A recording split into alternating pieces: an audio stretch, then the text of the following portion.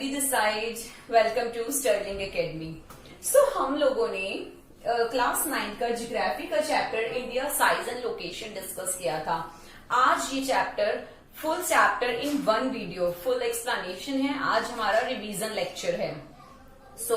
इस लेक्चर में हम लोग डिस्कस करेंगे कि किस तरीके सारा ओवरऑल चैप्टर डिस्कस करेंगे। हम लोग इसमें देखेंगे, हम जब अर्थ को ध्यान से देखते हैं राइट, तो हमें जब हम ग्लोब को देखते हैं तब हमें पता लगता है कि हमारी इंडिया कहाँ लोकेटेड है। अगर हम उसको जनरली पता अगर हमें करने जाए तो हमें नहीं पता होता कि इंडिया की लोकेशन हमारी क्या है। इस रीजन से हम क्या करते हैं, आज हमने चैप्टर में फुल एक्सप्लेनेशन यही है कि इंडिया की साइज और लोकेशन, इंडिया के बारे में हम पता करेंगे कि उसकी लोकेशन कहाँ है, वो कहाँ लोकेटेड है और उसका साइज क्या है राइट। तो इससे पहले मैंने आपको latitude, longitude, equator and prime meridian के बारे में डिस्कस करना है। जब हम इंडिया को ध्यान से देखते हैं तो हमें ये भी जब हम इंडिया को ध्यान से देखते हैं तो जब हम अर्थ को ध्यान से देखते हैं तो हमें पता लगता है कि एक इमेजिनरी लाइन जो है वो अर्थ को दो पार्ट में डिवाइड कर रही है। ऊपर वाला हिस्सा that is northern hemisphere and नीचे वाला साउदर्न हेमिस्फीयर। तो ये जो लाइन है, रेड कलर की लाइन जो होती है वो इक्वेटर है। ये हमारी इक्वेटर जो है नॉर्दर्न और साउदर्न हेमिस्फीयर में इसको डिवाइड करती है। फिर उसके बाद मैंने आपको बताया था कि लैटिट्यूड्स, जो लाइंस जो हैं इक्वेटर के पैरेलल चलती हैं, हॉरिजॉन्टल लाइंस होती हैं, उसको हम लैटिट्यूड्स बोलते हैं। और जो लाइंस हमारी वर्टिकल होती हैं राइट, वो हमारी लॉन्गिट्यूड्स होती हैं। मैंने आपको ये भी बताया था कि 0 डिग्री लैटिट्यूड जो है वो इक्वेटर होती है और 0 डिग्री लॉन्गिट्यूड जो होती है वो प्राइम मेरिडियन होती है। इसके बाद मैंने आपको इसके अंदर ये बताया था कि इंडिया जो है हमारा, अगर हम वर्ल्ड का मैप देखते हैं तो इंडिया जो है वो नॉर्दर्न एंड ईस्टर्न हेमिस्फीयर में लोकेट करता है राइट। उसके बाद मैंने आपको ये बताया था कि इंडिया का जो ज्योग्राफिकल एरिया है वो 3.28 मिलियन किलोमीटर है। ये चीज ज्योग्राफिकल एरिया बताया था। उसके बाद इंडिया के साइज में, और उसके बाद मैंने आपको बताया था कि टाइम किस तरीके से निकालते हैं, किस तरीके से हमारे इंडिया की हर स्टेट में टाइम जो है वो सिमिलर ही दिखना चाहिए। मैंने आपको गुजरात और अरुणाचल प्रदेश से ये एग्जाम्पल दिया था कि वहां पर हमारा 2 आवर्स का डिफरेंस आ रहा था कि गुजरात का टाइम 2 घंटे पीछे और अरुणाचल प्रदेश का 2 घंटे आगे। बट ऐसा नहीं होता। इंडिया में जब हम रह रहे हैं तो हमारी जो सारी स्टेट्स हैं उनमें हमें सिमिलर टाइम ही देखने को मिलता है। और ये किस रीजन से देखने को मिलता है, ये यही रीजन है कि जब हमारा अरुणाचल प्रदेश और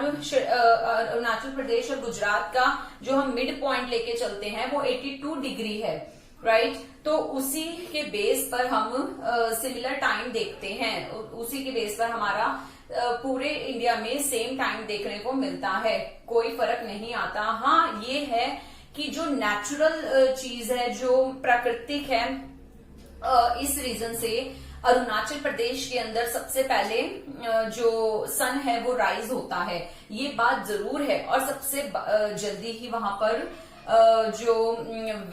जो हमारा वहां पर सबसे जल्दी ही अस्त होता है राइट। यही रीजन है कि अरुणाचल प्रदेश का नाम जो है वो अरुण आंचल राइट, अरुण प्लस आंचल, तो इसी रीजन से वहां का नाम अरुणाचल पड़ा है। ये मैंने यहां तक तो बात बताई आपको साइज की। उसके बाद मैं आपसे डिस्कस करूंगी कि जिस तरीके से अर्थ को लैटिट्यूड जो इक्वेटर है वो 2 पार्ट में डिवाइड करती है, इसी तरीके से इंडिया भी 2 पार्ट में डिवाइड होता है, नॉर्थ एंड साउथ। वो कौन सी लैटिट्यूड है, वो ट्रॉपिक ऑफ कैंसर है। ट्रॉपिक ऑफ कैंसर गुजरात से, मध्य प्रदेश से होती हुई आगे तक जाती है, जो इंडिया को 2 पार्ट में डिवाइड करती है। इसके बाद मैंने आपको बताया था इंडिया जो है वर्ल्ड का 7th लार्जेस्ट कंट्री है। 7th लार्जेस्ट कंट्री इंडिया जो है हमारी, वो 7th लार्जेस्ट कंट्री है। और मैंने आपको इसके बाद कॉन्टिनेंट भी बताए थे। 7 कॉन्टिनेंट हैं, जिसमें एशिया सबसे बड़ा कॉन्टिनेंट है, राइट। और इंडिया जो है वो एशिया के अंदर ही काउंट होता है।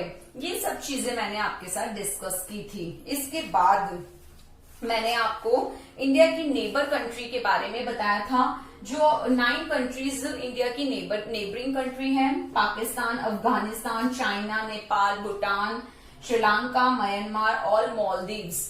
मैंने आपको इसमें ये भी बताया था कि जो मालदीव्स है वो लक्षद्वीप जो आइलैंड है अपना, जो अरेबियन सी में लोकेट है, उसके साउथ में है, राइट। मैंने आपको इसमें जब हम लोग ये भी बताया था कि इंडिया का जो मैप हम देखते हैं तो उसके अंदर साउथ ईस्ट में बे ऑफ बंगाल है, साउथ वेस्ट में अरेबियन सी है, और जो साउथ में है बिल्कुल निचले पॉइंट पर है, वहां इंडियन ओशन है।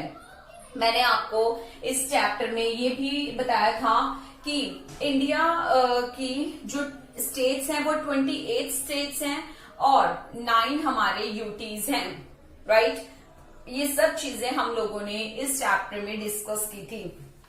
मैंने इसमें आपको जो इंडिया की कोस्ट लाइन एरिया है उसके बारे में भी डिस्कस किया था कि किस तरीके से जो इंडिया का कोस्ट लाइन एरिया है उसमें लैंड मास जो बनता है उसी को हम डेक्कन पेनिनसुला बोलते हैं। जो कि डेक्कन पेनिनसुला क्यों बोलते हैं? क्योंकि जो वो लैंड मास है वो 3 ओशन से घिरा हुआ है। इस रीजन से उसको हम क्या बोलते हैं? डेक्कन पेनिनसुला बोलते हैं।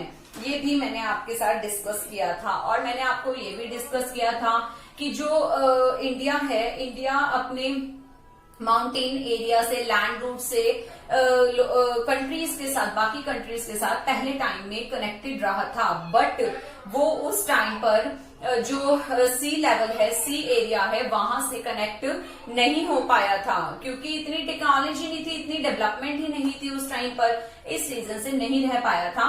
बट जैसे जैसे टाइम आगे बढ़ता चला गया तो इंडिया जो है अपनी जो मैरिटाइम जो एरिया है, जो सी लेवल है, ओशनिक एरिया है, वहां से भी बहुत अच्छे से कनेक्ट हो गया है यूरोप के साथ।